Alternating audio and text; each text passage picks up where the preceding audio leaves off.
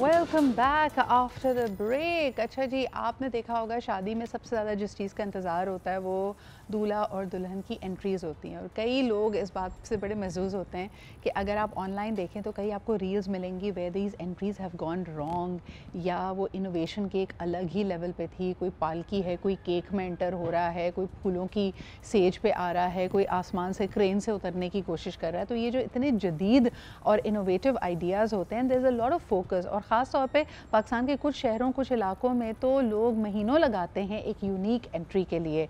कोई अंडा नुमा एक फूल होता है, उसके अंदर से एकदम सरप्राइज़ फैक्टर की तरह दूल्हा दुल्हन निकलना पसंद कर रहे होते हैं। कोई आसमान से आना चाहता है, कोई उस वक्त फूलों की पंखड़ियों की बरसात चाहता है। ये तमाम चीज़ें कहाँ से आती हैं और ये इसको डिज़ाइन करना कितना आसान या कितना मुश्किल होता है और उसको कैप्चर करना कितना आसान या मुश्किल होता है।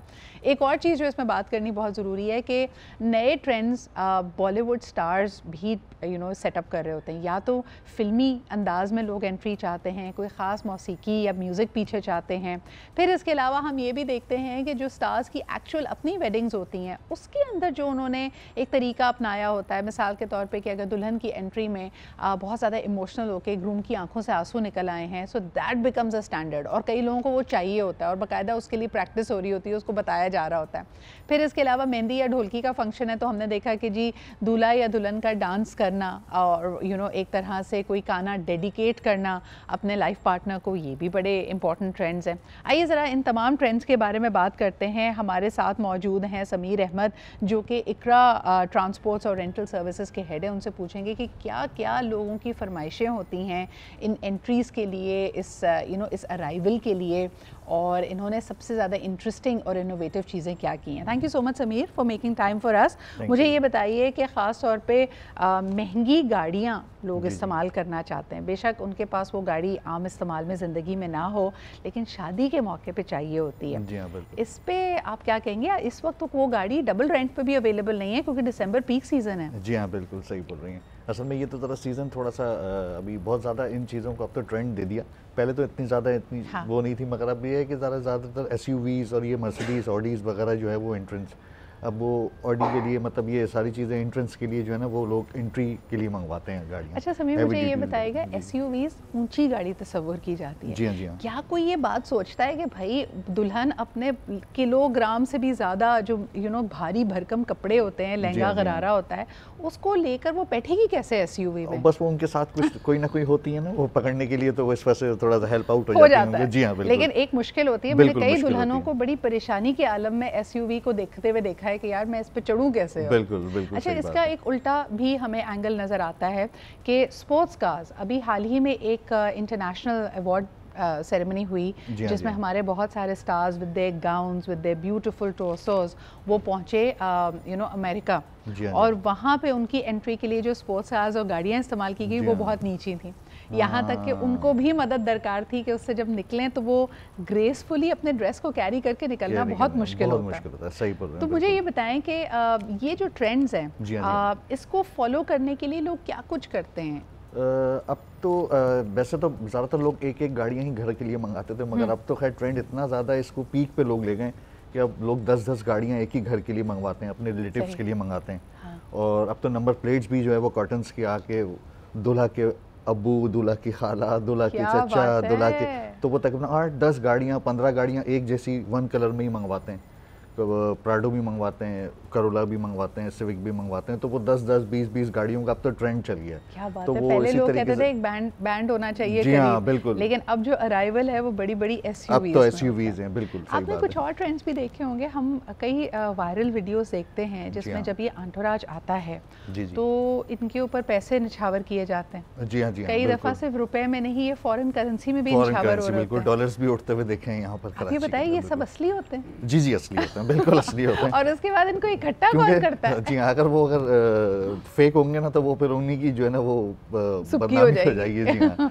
कि वो बोलेंगे कि और ये इकट्ठे कौन करता है वहाँ पे? वहाँ के जो लोग होते हैं वो बच्चे ये वो सारे आगे पीछे, हैं। जी हाँ, और गार्ड्स वगैरह भी होते हैं, कुछ वहीं के लोकल्स भी होते हैं हाँ। एरिया के, तो वो भी इन चीज़ों को जो है ना वो मौके से फ़ायदा उठा रहे होते हैं। कोई इंटरेस्टिंग वाकया बताएं जिसमें आपको लगा हो कि एंट्री तो बड़ी अच्छी प्लान की थी लेकिन सिद्रा वो बाय द टाइम एग्जीक्यूट हो रही थी वो फ्लॉप हो गई, कभी ऐसा हुआ है?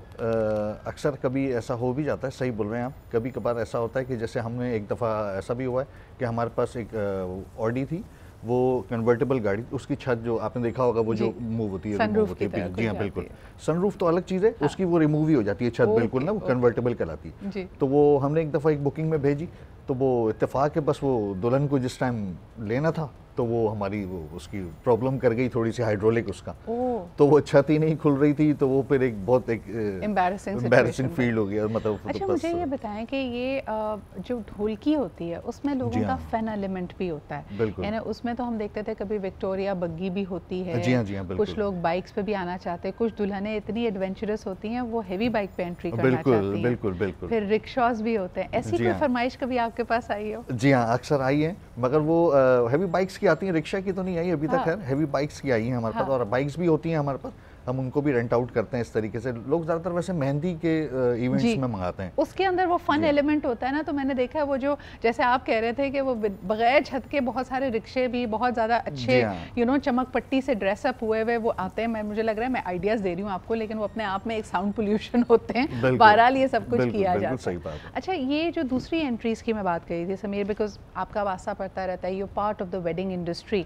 ये जो एंट्रीज हैं उसमें कई दफ़ा देखा गया है कि जी वही हाइड्रोलिक फॉल्ट कर जाए, जी हाँ। आप अगर ऊपर से आ रहे हैं, आपने प्रॉपर्ली प्लान नहीं किया तो हार्नेस टूट जाए, ऐसा कभी देखा है? अभी इत्तेफाक है मेरे सामने तो कभी ऐसा हुआ नहीं, मगर गाड़ियों के अंदर अक्सर कभी कभार ऐसा कुछ ना कुछ हो ही जाता है। हाँ। कि जिसमें जैसे बहुत सारी गाड़ियाँ एक साथ होती हैं, वो रेसिंग भी लगा रहे होते हैं और ये सब, तो वो फिर कभी रास्ते में कभी हल्का फुल्का डैमेजेस भी हो जाते हैं, क्योंकि बारात होती है ना, उसमें सब शौक के अंदर, खुशी के अंदर सब इधर उधर, तो वो गाड़ियाँ भी उल्टी सीधी चला रहे होते हैं, तो वो ज़रा थोड़ा सा ऐसी पर्टिकुलर ये जो अनसेफ बिहेवियर्स हैं जिसके बारे में आप कहना चाहेंगे सिद्रा, ये जिसको कहते हैं ना कि जोश में होश ना खो बैठे। जी हाँ, बिल्कुल सही। आप भी जब अपनी गाड़ियां दे रहे होते हैं तो क्या ड्राइवर आपका अपना होता है, कोई आप सिक्योरिटी डिपॉजिट रखवाते हैं? बिल्कुल। ये अब असल में ट्रेंड, अब पहले तो रेंटा कार का नाम एक छोटा सा आपने देखा होगा, पहले तरह हल्का सा ऐसा लगता था जैसे वो मायूब सा काम है, तो अब तो ये काम ऐसा नहीं है, अल्हम्दुलिल्लाह अब ये बहुत अपग्रेड हो गया, अब विद ड्राइवर्स ही काम होता है ज़्यादातर,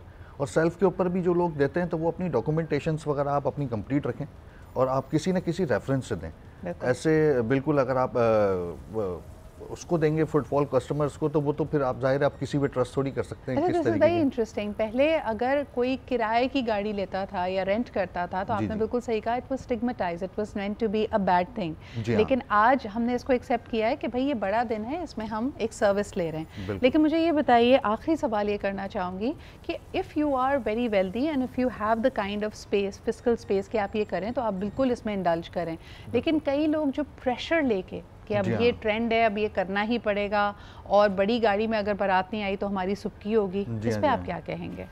ये तो खैर अब हर इंसान अपने अपने तरीके से सोचता है, जाहिर है, मगर थोड़ा बहुत कभी ऐसा होना चाहिए कि जो एक कभी ना कभी जैसे अपने इवेंट के अंदर ना हमें बड़ी गाड़ी या कोई ना कोई ऐसी कोई गाड़ी जो बिल्कुल एक हट के हो, जैसे ऑडी हो गई, मर्सिडीज हो गई, BMW हो गई, वो करनी चाहिए एक फैमिली के लिए। देखिए वो करनी ज़रूर चाहिए, लेकिन मेरा आपको पैगाम यही होगा कि देखिए कई दफ़ा कहा जाता है कि चीज़ों को इस नज़र से भी देखिए कि what is productive, what is good use of your money, आपने किस चीज़ को कैसे लेके चलना है। अगर आप शादी पे इस तरह का खर्चा ना करें, हो सकता है 1-2 साल में आप अपनी ऑडी ले लें, तो उसके लिए भी ज़रा सोचना चाहिए। जो भी मेजर्स लिए जाएँ वो रिस्पॉन्सिबल और ज़िम्मेदारी के साथ हो। बहुत शुक्रिया समीर हमारे साथ मौजूद होने के लिए। लेते हैं जी एक छोटा सा break, will be right back, stay with us and keep watching आज पाकिस्तान।